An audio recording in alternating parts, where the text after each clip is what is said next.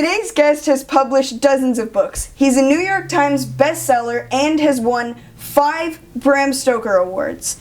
I give you Jonathan Maberry. Hello guys, and hello Kyle. It's good to see you. Good to see you too. Last time I saw you was on the set of V-Wars. That's true. It was.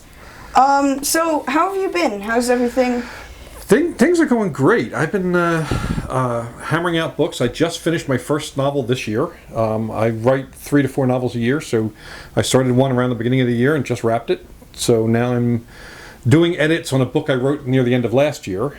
About to launch a new comic book, and just keeping busy doing a bunch of stuff. It's kind of a fun place in my career in that I'm never short of projects to do. So I can always jump from one thing to another, and it keeps it fresh and keeps me having fun. So how long have you been writing novels? I started fiction my first novel came out in 2006. I wrote it in 2004-ish. Before that, I did nonfiction. I was a nonfiction writer for 25 years, give or take. But since 2006, I've written a total of 35 novels, and I am just about to start number 36, which will be called Ink. And all along that time, I've also done 18 runs of comic books, I think 12 anthologies, 15 anthologies as editor, 10 short story collections, and other stuff, and nonfiction books too. So, busy. That's a lot of stuff. My gosh. Idle hands are the devil's tools. So, what inspires you? What gives you these incredible ideas? Well, the funny thing is, I think everything is a story. I mean, no matter what you look at, it's a story. And the way I learned that process, by the way, because there's a little backstory to that. When I was a kid, when I was around 12, my middle school librarian introduced me to Ray Bradbury and Richard Matheson, 2 of the greatest writers of the 20th century. And they took a lot of time, over a period of like 3 years, took a lot of time to mentor me, the craft of writing and the business of publishing. But one of the things they focused on is how to find an idea and develop it. So, like this one night, we were at this big party, and there were a couple pigeons on the window, and Bradbury and Matheson pointed and says, "All right, tell me that story." And there were just pigeons on the windowsill outside, and they kept asking me questions so that I would keep looking for some unusual element and then build on that until it finally became an unusual story, and that's how I developed it. So that part of it is looking at the world and looking for the weird, But the other part is I also do my homework. I read a lot of trade magazines, a lot of technical journals in science, politics, a little bit of everything, really. And I've built a nice network of experts that I've used in previous books, but now if something weird happens in their field, they'll email me and say, "Oh, this is new and disgusting. You'll love it. It'll be a good thing for your book." So the ideas are all around. The trick is being able to take an idea or take something you've seen and find a hook that you develop. You can develop into a novel, a short story, a comic, or whatever. So how many attempts did it take for you to finally get something published? I've been a little luckier than most. My first book was a nonfiction book, a judo textbook. I was actually asked to write that. There was a publishing house that specialized in college textbooks, and I was teaching martial arts history at Temple University at the time. And a buddy of mine was teaching judo and was using an outdated book. And he directed this textbook publisher to me because my friend could teach the course but wasn't a good writer. So they asked me if I would write the judo textbook, which I did, which became my first published book. My first novel, that was a different thing because I had to then go and find a literary agent. And I did a lot of research on how best to do that. I got some really bad advice from people. A lot of my writer friends told me that if you want to find an agent and if you're a newbie, and by the way, no matter how much nonfiction you publish, when you publish your first fiction, you're a brand new guy. They don't care any of your previous publishings, they don't really care. So, but the advice they gave me was curiously bad. They said I should look for a mid-level agent because they're the only ones likely to take a flyer on a new writer. And I thought, wow, that's really, really bad advice. Why would I want to make my opening declaration in publishing something like, "Well, I'm mediocre, guys. So instead, I made, did some research and made a list of the 10 top agents who are representing the type of fiction I was writing. My first novel was a rural horror novel, along the lines of Salem's Lot by Stephen King. So I looked for the 10 agents, the agents representing the 10 top writers in that field, and I queried them. And I wound up getting several offers of representation, and I picked the one who was willing to take a chance not only on a new writer, but a writer who wasn't going to write just one kind of thing. I knew that I wasn't going to stick in just horror. I had other places I wanted to go, and I got an agent who was willing to travel through all those weird directions with me, and she sold the novel to the second company who read it. And the first one almost bought it, by the way. Random House almost bought it, but it was a trilogy. And usually, at the time, and this is 2005 when she sold it, there weren't a lot of horror trilogies. So they passed on it because it was a trilogy. The next company that bought it because it was a horror trilogy. So it tells you everything you need to know about publishing. It's all insane. Okay, you write all kinds of different stuff all over the board. Comic books, short stories, novels. Do you have a favorite? I used to think that nonfiction, like magazine features, was my favorite until I wrote my first novel. Now I am 100% a novelist. I love comics. I'm just about to launch a new one. I love short stories. I love editing. I'm actually editing new scary stories to tell in the dark, which is a tribute to the old scary stories to tell in the dark. But man, I love novels because it's such a huge world. You get to kind of be the god of that world. You create everything about it, and you get to go deep into the character development and backstory. And I find that makes me the happiest. Horror writers, too, are always the friendliest people you can meet, generally. So, why horror? Well, about horror writers being friendly, part of it is better out than in. Everybody has a little bit of darkness in them, but with horror writers, we get it out, we explore it, and we also look at why it's in us and what it means to us and where we stand in it. But a lot of people ask me, why I write about monsters, and my answer is simple. I don't. I write about people who fight monsters, and it's a very specific distinction because, I grew up in a very, very troubled household, of a very abusive father. My father was a criminal. My sisters and I were abused. So I saw monsters firsthand. And one of the reasons I got involved in martial arts as a kid is because I had a feeling that my father and I were going to come into conflict at some point, which we did. When I was 14, he and I had one hell of a fight, so I was able to actually confront and defeat my monster, and he was as big to me as I am to you. He was a huge, huge guy. I should not have been able to win that fight. So I write stories about people who aren't the ones you would think would be capable of winning the fight against the big bad, but because some quality in them allows them to become stronger or know more or team up or something, they're able to make that stand. And that's what I write. And the horror is there to kind of shine a light on the process of becoming a hero in one's own life. Okay, that was an awesome answer. That was absolutely incredible. So, what is your process in writing as well? Like, obviously, it's coming from a very personal place, but when you're writing something, what helps you choose a certain type of monster, like zombies or vampires? Well, prior to writing my first fiction about supernatural monsters, I had written a nonfiction book called The Vampire Slayer's Field Guide to the Undead. It was all folklore on the different types of supernatural monsters around the world: vampires, werewolves, ghosts, demons, and so on. And I had done it because I at the time was a nonfiction writer, and I loved I'm a research junkie, so I dove deep. It was a 700-page book, really thick. And while writing it, I'm like, wow, how come I don't see these monsters in these types of monsters in fiction? Because usually when somebody's going up against, say, a vampire, they're going against a vampire that's some variation of the standard Hollywood version of it. Afraid of sunlight, afraid of crosses, killed by a stake, and yet none of that is in folklore. Nowhere in folklore is a vampire killed by a stake. Does it fear a cross or any of that? That was added. Bram Stoker added the cross thing because he was Irish Catholic. The whole thing about sunlight killing vampires was added because when they were filming the 1922 silent film Nosferatu, most of the crew had left. They were out of money, over budget, and so on.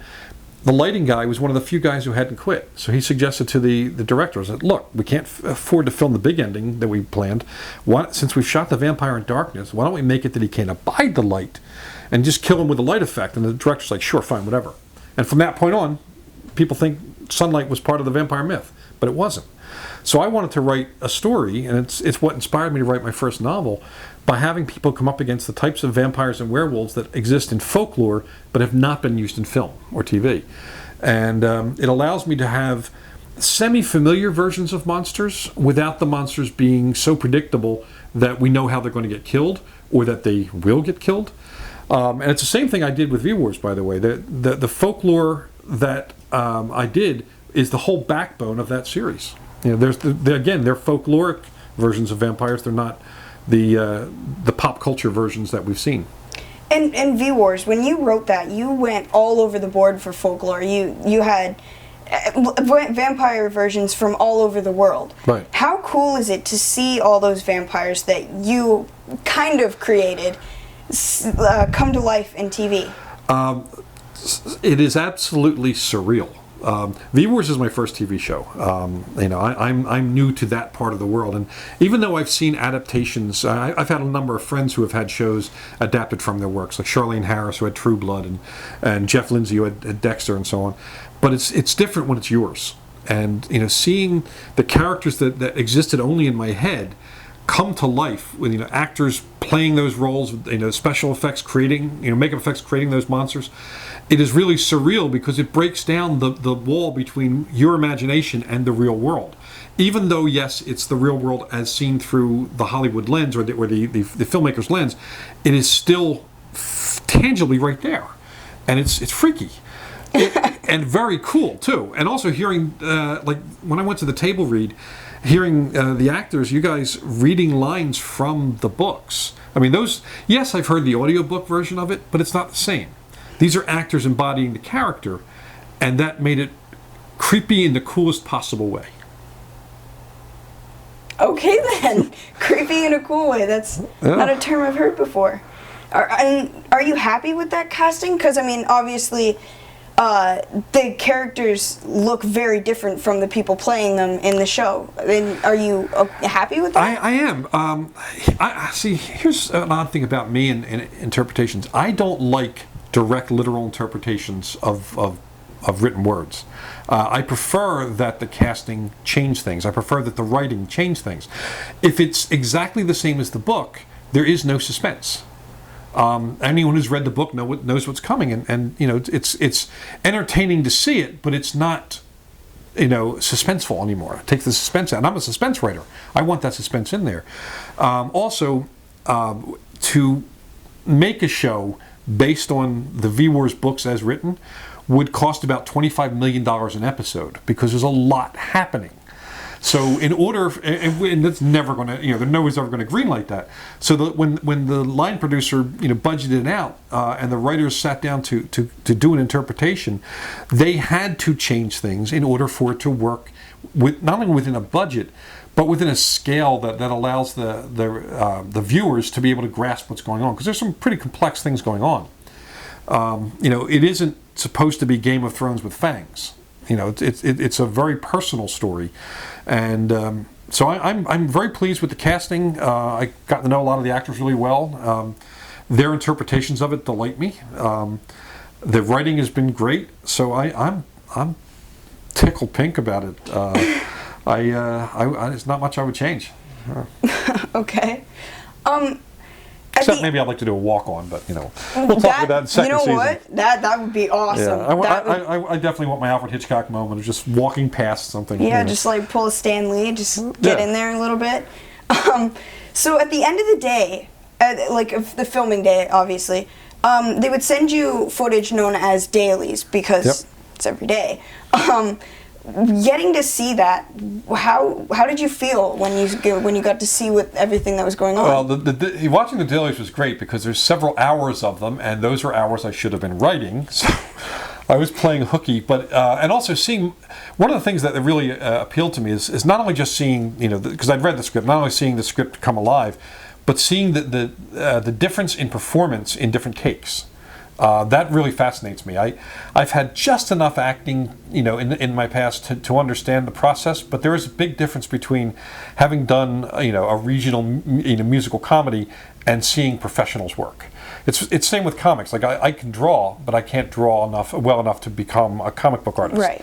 So it's fascinating to see the craft of it, to hear a director give a note and see an actor change just one little bit of inflection that changes the way in which that line informs the emotional content of the scene. You get great respect for the actor's craft. You get a lot of respect for the director's craft, which most viewers never get to see.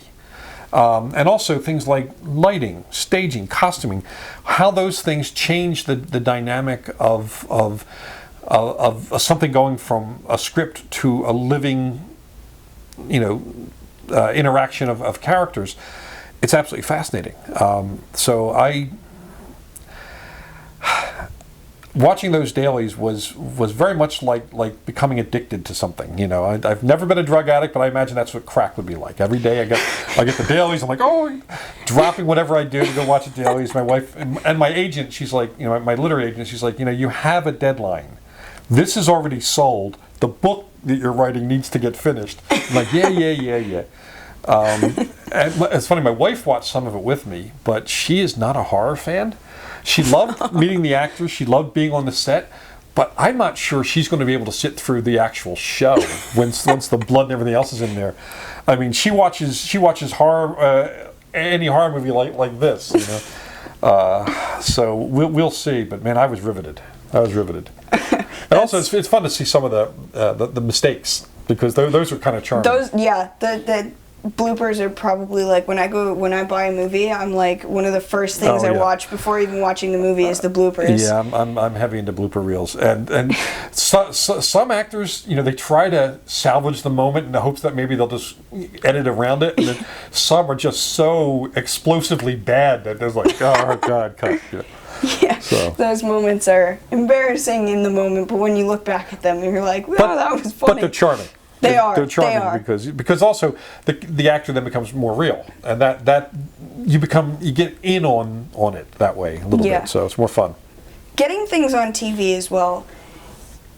Is it possible we're ever going to get a Rotten Ruin TV series? TV series, probably not. We just optioned it, and I can't say who yet, but we just optioned. I got the option papers today for film development on it.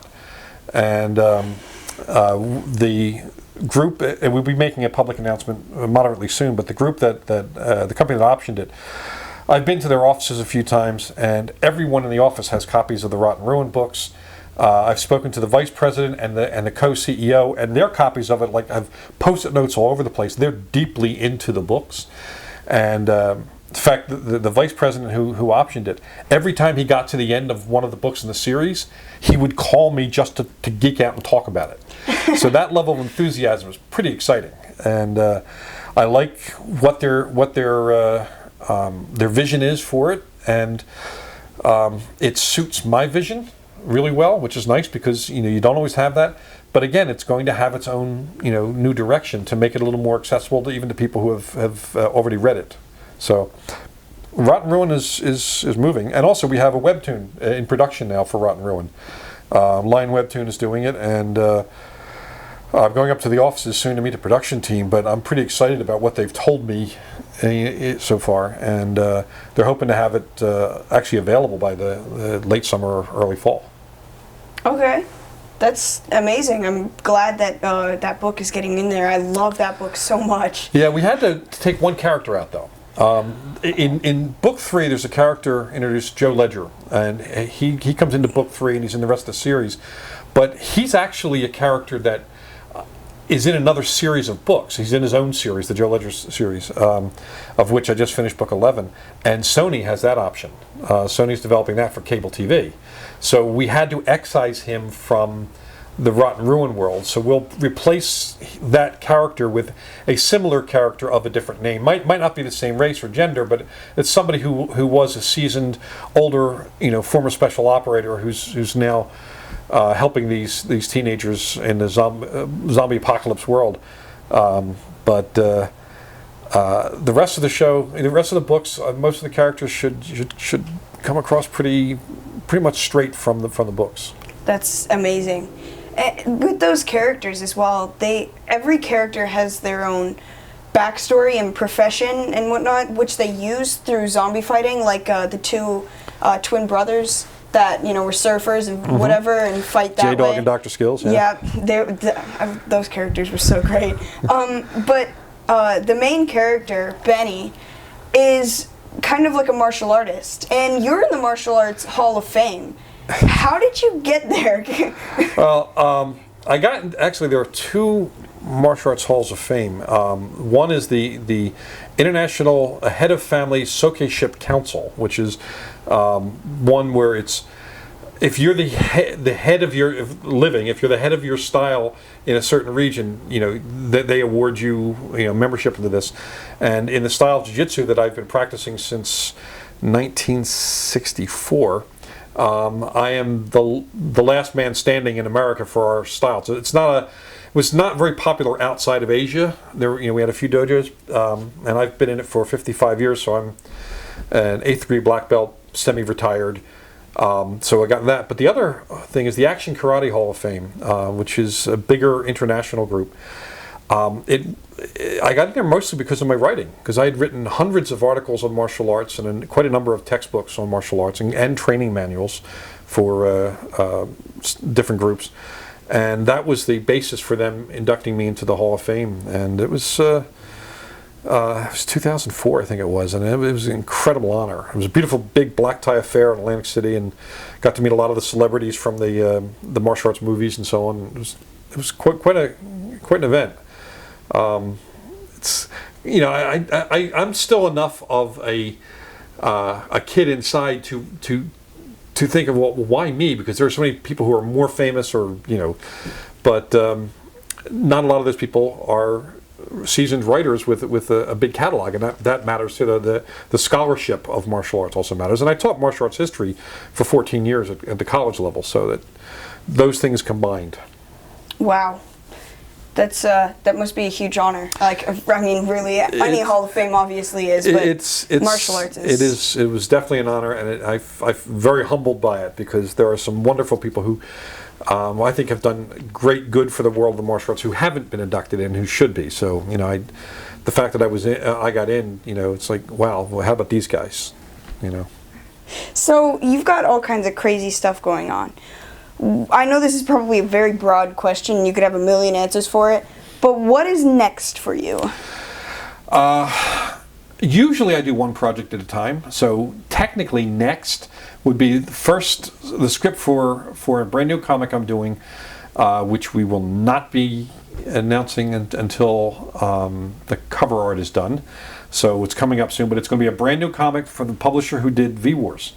And it's going to deal with an attempt by a shadow government within the United States to create bioweapons for ethnic genocide. So to promote a white-only agenda and a group that's rising to stop them. So it's got a lot of politics in there, a lot of action, some very, very difficult subject matter, because I am not at all a fan of racism. So anyone who has racist tendencies is probably going to feel like this is going to be finger pointing at them, and they would be correct. So we're going to be doing that. So I'll be doing my first script on that soon. My next novel, it will be Ink, a standalone horror suspense set in rural Pennsylvania, set actually in the same town as my first 3 novels, but it's a different kind of book. It's about haunted tattoos. The premise is there's a kind of vampire. He's not a vampire, but he's in a way like that. In that, if say you have a tattoo, like one of the characters has a tattoo of her dead daughter on her hand, so she can see the daughter's face every day. And then day by day, the tattoo begins to fade, taking with it the memories of her dead daughter. And all that she eventually is left with is the memory that she had a daughter, but can't remember anything about her anymore. So it's a pretty horrible thing, So there's this person who is able to steal these tattoos and the memories associated with them. And this guy this odd, very strange private investigator who I've actually used in short stories and as a supporting character in another novel, will now be the main character in this, along with the tattoo artist who is kind of a little spooky and creepy. So that's Ink will be the next book. Alrighty. If you could go back in time and give your 13-year-old self advice, what advice would that be? If professional advice would be start fiction sooner. I have never been happier or more successful than I have been since I started writing fiction. And back then, when I was 13, it was right around the time of the Watergate investigation and the fall of Nixon and all that. So I wanted to be Woodward or Bernstein or both. I wanted to be the investigative reporter that broke all the big stories. But even though I went to school for journalism, it's not what I became. I never actually became a reporter. And I had never, ever taken a creative writing class, and I wish I had. So I would go back and tell my teen self to take a creative writing class, to actually learn the craft of writing, of fiction, and to not let anything stop me from doing it. That's what I would go back and tell myself. Also, I would probably remind myself that I had been given good advice from Bradbury and Matheson to pay attention to how the business side of it works. Because no matter how good you are at the creative side, if you're only creative but don't have business savvy, you are never, ever going to be successful. You have to understand how the business works. Because writing is an art. It's the intimate conversation between the writer and the reader. Publishing is a business whose sole concern is selling copies of art. And if you don't understand that, you will not get anywhere in the business. You have to understand how the business works and changes and flows. So I would remind myself of that. And then also remind myself of my golden rule. Only do the fun stuff. Don't take any project that doesn't look like it's going to be fun. Which sounds like kind of throwaway advice, but it's actually really important because as a writer, you're spending hours and hours and hours alone with you and your laptop. You know, your brain kind of goes into this weird place of this solitary place where you forget that there's a whole world out there. It's not just the world in your imagination. So I would remind my younger self to have fun and also do projects that just were fun. Okay. Now, let's pretend I wanted to be a writer. Mm-hmm. What advice would you give me in that field? Well, so apart from that, which is good, one of the important things is to read deeply in any genre you're going to write. Some people want to write an epic fantasy, but they don't read epic fantasy, and that's silly. It's not that you want to read to copy anyone, but you want to understand what makes it good and when it isn't good. And you want to be able to form your own opinions by being well read on that subject. So that's one thing. Second, be relentless. Don't let anything stop you. And people will try very hard to stop you. They'll tell you how difficult it is and how hard it is for writers to make a buck and yada, yada, yada. Just ignore all that crap. We know it's tough. You know, anyone who doesn't know it's tough as a writer has been living in a cocoon. You know, so we know it's tough. Why focus on that? Go, you know. Also, be part of a writer's community. The more writers you're around, the more you understand the craft and the business, and you're around others of your kind. You know, I sometimes think that all writers are of a subspecies of humanity. We get each other, like actors. Actors get each other. Writers get each other. There are things that no matter what you're writing or what you're acting, an actor's going to understand, a writer's going to understand. Yeah. But you don't know that people understand that. You don't know that they go through the same challenges and uphill battles that you're going through until you talk to them. Right. Then you find out that, oh my God, this isn't this is all solvable. One other big thing I would tell young writers is do not believe in the myth of writer's block. It is not a thing. It does not exist. Okay. Writer's block is a label that we give to a whole variety of challenges that may stop any given writer in a given moment, but it's not that it's going to stop them forever. It means that they don't know the solution to it. Everything has a fix. Everything has a solution, a workaround, a hack. There's always a way around it. And one of the ways to find that is talk to other writers. Every writer has faced challenges and solved them. It's not unique to any one writer to not know what to do next. Maybe it's that you need to focus on what constitutes a first draft rather than trying to write a polished final draft in first draft, what people do. They think that your first draft has to be perfect. There's never been a good first draft. There's only been completed first drafts, which makes them perfect because they're completed, but the actual writing sucks a lot. Don't try to do too much at once. Like when people do revisions, they'll try to revise dialogue, pace, figurative language, motif, all these things at once, and you get so confused trying to do all those things at once that you never really do anything well.